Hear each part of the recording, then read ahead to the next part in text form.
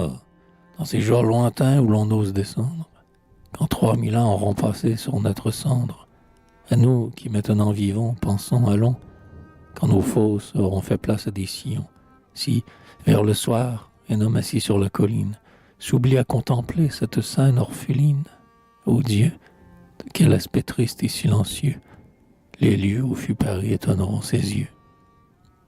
Si c'est l'heure où déjà des vapeurs sont tombées sur le couchant rougi de l'or des scarabées, si la touffe de l'arbre est noire sur le ciel, dans ce demi-jour pâle où plus rien n'est réel, ombre où la fleur s'endort, où s'éveille l'étoile, de quel œil il verra, comme à travers un voile, comme un songe au contour grandissant et noyé, la plaine immense et brune apparaître à ses pieds, s'élargir lentement dans le vague nocturne, et comme une eau qui s'enfle et monte au bord de l'urne, absorbant par degrés forêts, coteaux, gazons, quand la nuit sera noire, emplir tout l'horizon.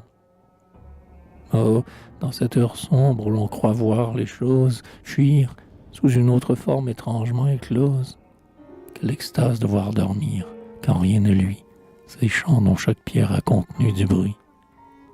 Comme il tendra l'oreille aux rumeurs indécises, comme il ira rêvant des figures assises dans le buisson penché, dans l'arbre au bord des eaux, dans le vieux pan de mur que lèchent les roseaux. Il cherchera de vie en ce tombeau suprême, et comme il se fera, s'éblouissant lui-même, à travers la nuit trouble et les rameaux touffus, des visions de chars et de passants confus. Mais non, tout sera mort. Plus rien dans cette plaine qu'un peuple évanoui dont elle est encore pleine. Que l'œil éteint de l'homme et l'œil vivant de Dieu. Un arc, une colonne et là-bas au milieu de ce fleuve argenté dont on entend l'écume, une église échouée à demi dans la brume. Un spectacle, ainsi meurt ce que les peuples font. Qu'un tel passé pour l'âme est un gouffre profond. Pour ce passant pieux, quel poids que notre histoire. Surtout si, tout à coup réveillant sa mémoire, l'année à ce soir-là ramenait dans son cours une des grandes nuits veilles de nos grands jours, où l'empereur, rêvant un lendemain de gloire, dormait en attendant l'aube d'une victoire.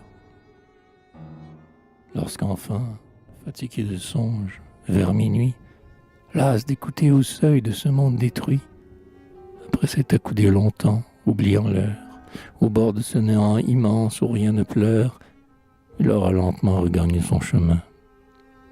Quand dans ce grand désert, pur de tout pas humain, rien ne troublera plus cette pudeur que Rome, où Paris ruiné doit avoir devant l'homme.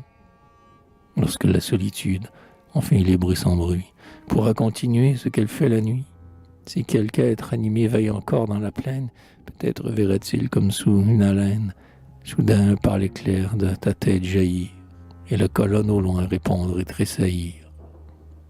Et ces soldats de cuivre et tes soldats de pierre ouvrirent subitement leurs pesantes paupières, et tous s'entre-heurter, réveil miraculeux, tels que d'anciens guerriers d'un âge fabuleux, qu'un noir magicien, loin des temps où nous sommes, jadis serait fait marbre, et qu'il referait homme.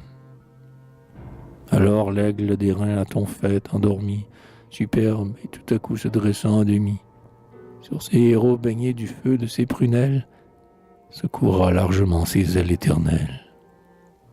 D'où viendra ce réveil? D'où viendront ces clartés? Et ce vent qui, soufflant sur ces guerriers sculptés, les fera remuer sur ta face hautaine, comme tremble un feuillage autour du tronc d'un chêne. Qu'importe, Dieu le sait, le mystère est dans tout. L'un à l'autre, à voix basse, ils se diront « Debout ». Ceux de 96 et de 1811, ceux que conduit au ciel la spirale de bronze, ceux que scelle à la terre un socle de granit, tous, poussant au combat le cheval qui hennit, le drapeau qui se gonfle et le canon qui roule, à l'immense mêlée, ils se rueront en foule. Alors on entendra sur ton mur les clairons, les bombes, les tambours, le choc des escadrons, les cris et le bruit sourd des plaines ébranlées, sortir confusément des pierres ciselées, et du pied au sommet du pilier souverain, sans bataille rugir avec des voix d'airain. Tout à coup, écrasant l'ennemi qui s'effare, la victoire aux 100 voix sonnera sa fanfare. De la colonne à tous les cris se répondront, et puis tout se taira sur votre double front. Une rumeur de fête emplira la vallée, et Notre-Dame au loin, aux ténèbres mêlées, illuminant sa croix ainsi qu'un labarum, vous chantera dans l'ombre un vague te donne. Monument, voilà donc la rêverie immense, qu'à ton ombre déjà le poète commence. Piédestal qu'eût aimé Bélénus, ou Mitra, arche aujourd'hui guerrière, un jour religieuse, rêve en pierre ébauchée, porte prodigieuse, d'un palais de géants qu'on se figurera. Quand d'un lieur poudreux, je couvre tes sculptures, lorsque je vois, au fond des époques futures, la liste des héros sur ton mur constellé, reluire et rayonner, malgré les destinées, à travers les rameaux des profondes années, comme à travers un bois brille un ciel étoilé. Car ma pensée ainsi, vieillissante au attique, te fait de l'avenir un passé magnifique.